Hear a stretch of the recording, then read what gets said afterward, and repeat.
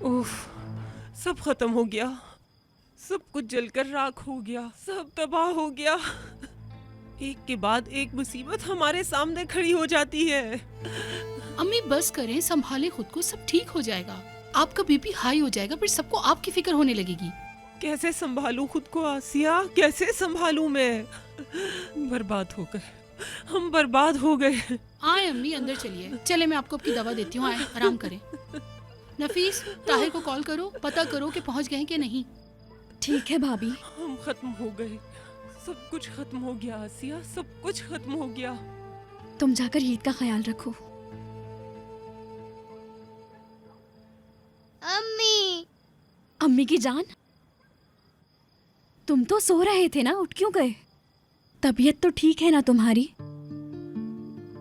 Barack, चलो हम दोनों अंदर चलते हैं। बहुत दर्द हो रहा है क्या? थोड़ा सा। सोकर उठोगे तो ठीक हो जाएगा। चलो आ जाओ। ख्याल रखना।